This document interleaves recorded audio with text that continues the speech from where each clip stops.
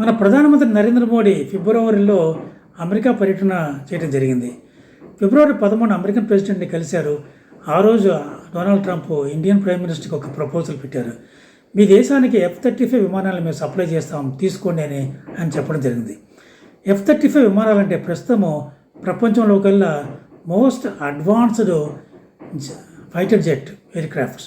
ఇది supersonic అంటే mach 1.6 level speed తోటి వెళ్ళగలిగిన aircraft, 5th generation aircraft, multi role play చేయగలిగిన aircraft, stealth technology use చేస్తున్నటువంటి aircraft. Stealth technology అంటే ఆ యొక్క యుద్ధ విమానాలని ఏ దేశంలోని రేడార్లు కూడా కనిపెట్టలేవు, పసికట్టలేవు. అటువంటి టెక్నాలజీ యూజ్ చేస్తున్నటువంటి స్టెల్త్ టెక్నాలజీ అంటారు. అటువంటి ఎయిర్ క్రాఫ్ట్ ప్లస్ 8,000 టన్నుల నుండి 10,000 పౌండ్స్ బరువు గల ఈ యొక్క యుద్ధ సామాగ్రిని కూడా తీసుకెళ్ళగలిగిన యుద్ధ విమానం. అటువంటి యుద్ధ విమానాన్ని మనకి ఎందుకు ఆయన ఆఫర్ చేశారు? దానికి ముఖ్యమైన కారణం ఒకటి ఉంది. మనకి అమెరికాకి మధ్య వాణిజ్యంలో బాగా తేడాలు ఉన్నాయన్నమాట. అంటే మనం ఎగుమతి చేసే ఎగుమతుల కన్నా వాళ్ళు మన దేశానికి చేసే ఎగుమతులు చాలా తక్కువగా ఉన్నాయి. ఈ రెండింటి మధ్య వ్యత్యాసము దగ్గర $46 బిలియన్ ఉంది. అంటే మనకి సర్ప్లస్ ఉంది, వాళ్ళకి లోటు ఉంది. వాళ్ళకి వాణిజ్యపరంగా లోటు, ట్రేడ్ డెఫిసిట్ అంటాం. ఈ $46 బిలియన్ లోటుని పూరించుకోవడానికి ఆయన F-35 విమానాలు మనకి ఆఫర్ చేశారని మనం అనుకోవచ్చు. ఎందుకంటే మన దేశాన్ని ఎక్కువగా మీరు టారిఫ్స్ ఎక్కువ వేస్తున్నారు, అందువల్ల మన ఇద్దరి మధ్య ఎక్కువ ట్రేడ్ డెఫిసిట్ ఉంది, మీరు టారిఫ్ను తగ్గించాలి, మీ దేశాల మీద మేము కూడా టారిఫ్ వేస్తామని ఆయన చెప్పడం కూడా జరిగింది. ఈ యొక్క యుద్ధ విమానాలే కాకుండా ఆయన ఇంకొక మాట కూడా అన్నారు, మా దేశం నుండి గ్యాస్ను కొనుక్కోండి అని. మన దేశం ముఖ్యంగా ఖటార్ నుండి మనం గ్యాస్ తీసుకుంటున్నాము. అమెరికా నుండి కూడా కొంత గ్యాస్ మనం దిగుమతి చేసుకుంటున్నాము. ముఖ్యంగా అమెరికా నుండి జస్ట్ $15 బిలియన్ వర్త్ ఆఫ్ గ్యాస్ను మనము దిగుమతి చేసుకుంటున్నాము. ఇండియన్ గవర్నమెంట్ దీనిని $25 బిలియన్ వరకు తీసుకెళ్దామని అనుకుంటున్నది. సో ఈ రెండు వాణిజ్యపరమైన సంబంధాల వల్ల ఆ యొక్క డెఫిసిట్ని పూరించుకోవాలని అమెరికన్ ప్రెసిడెంట్ అనుకుంటుందని మనం భావించవచ్చు. ఈ యొక్క F-35 అంటే 5th జనరేషను తర్వాత స్టెల్త్ టెక్నాలజీ ఉపయోగించే ఎయిర్ క్రాఫ్ట్స్ ప్రపంచంలో ఏమేమి ఉన్నాయో ఒకసారి మనము ఆలోచిస్తే, రెండు దేశాల యొక్క 5th జనరేషన్ స్టెల్త్ టెక్నాలజీ ఉపయోగించే నిర్మించే ఎయిర్ క్రాఫ్ట్స్ రెండు దేశాలు ఉన్నాయి. అందులో ఒకటి చైనా 2 యుద్ధ విమానాలని ఈ యొక్క stealth technology 5th generation technology ఉపయోగించే ఎయిర్ క్రాఫ్ట్స్ రెండింటిని ప్రొడ్యూస్ చేస్తున్నది. అది J-20, J-35. J-20 యొక్క పనితనం మన ఇండియన్ ఎయిర్ క్రాఫ్ట్ కనిపెట్టారు. ఆ స్టెల్త్ టెక్నాలజీ అంత గొప్పగా లేదని తెలియపరిచడం కూడా జరిగింది. అలాగే J-35 గురించి కూడా వాళ్ళు ఏ టెక్నాలజీ ఉపయోగిస్తున్నారో చాలా సీక్రెట్గా ఉంటుంది కాబట్టి ఆ యొక్క యుద్ధ విమానాల గురించి ఎవరికి ఎక్కువ తెలియదు. కాబట్టి దాని మీద F-35 పెట్టండి చాలామంది డిఫెన్స్ ఎక్స్పర్ట్స్ చెప్తున్నారు. మనం ఎలాగో చైనా నుండి ఏవి దిగుమతి చేసుకోము, మనకు శత్రు దేశం కాబట్టి అయినా వాళ్ళ టెక్నాలజీ ఎలా ఉందో ఒకసారి మనం పరిశీలించాం.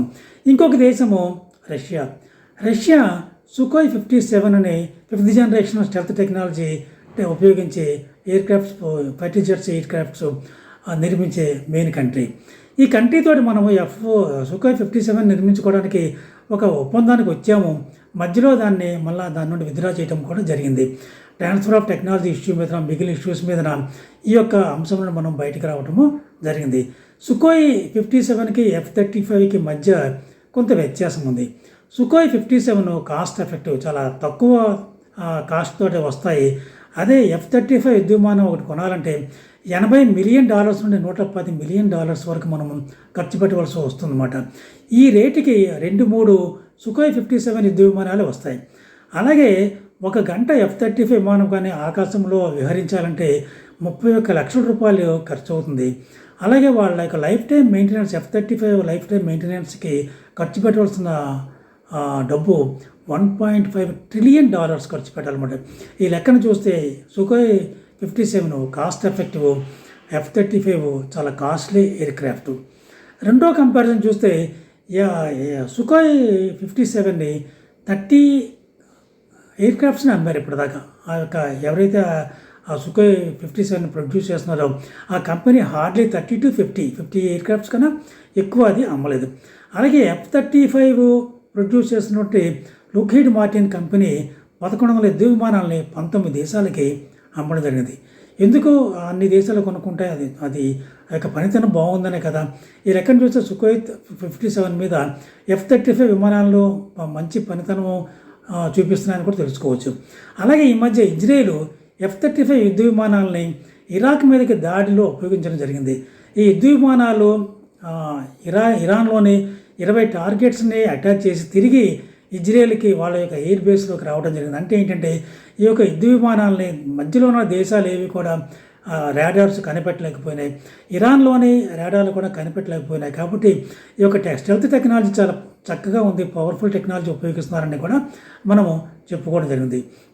ఇంకొక ముఖ్యమైన విషయం ఏంటంటే మన ఇండియన్ గవర్నమెంట్ ఈ మధ్య ఇండిజినస్ టెక్నాలజీతోనే మన ఇండియాలోనే ఈ యొక్క డిఫెన్స్ అన్నీ కూడా తయారు చేసుకున్న ఒక నిర్ణయానికి రావడం జరిగింది.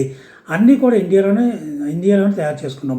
దానిలో భాగంగానే 5th జనరేషన్ ఎయిర్ క్రాఫ్ట్ ఒకటి మనం తయారు చేద్దామని నిర్ణయించుకున్నారు. దాన్నే ఎక్మా అంటారు అన్నమాట, ఎక్మాక్. ఆ యొక్క ఎయిర్ క్రాఫ్ట్ని మనం తయారు చేస్తాం. మొన్న ఎయిరో బెంగళూరులో కూడా ఈ యొక్క మోడల్ను కూడా ప్రదర్శించడం జరిగింది. ఈ యొక్క ఎయిర్ క్రాఫ్ట్ బయటికి రావాలంటే కనీసం 2030 కల్లా ప్రోటోటైప్ ఒకటి రావడం జరుగుతుంది. అంటే మెయిన్గా రావాలని ఇంకా మినిమం చాలా ఎక్కువ టైం పడుతుంది. తర్వాత ఈ ఇంజిన్స్ కూడా కొనుక్కోవాలంటే మనము F414 ఇంజిన్స్ GE కంపెనీ నుండి కొనుక్కోవాల్సి వస్తుంది. కాబట్టి ఇది బాగా లేట్ అవుతుంది.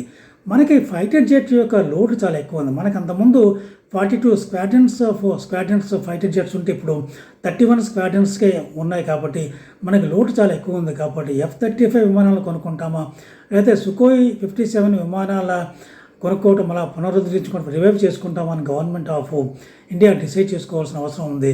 మన ఇండియన్ గవర్నమెంట్ అలాగే అమెరికాతో ట్రేడ్ని 2030 కల్లా $500 బిలియన్ తీసుకెళ్దామని ఉద్దేశం ఉన్నారు. కాబట్టి F-35 పక్కనే మొగ్గు చూపుతారేమోనని నా యొక్క భావన.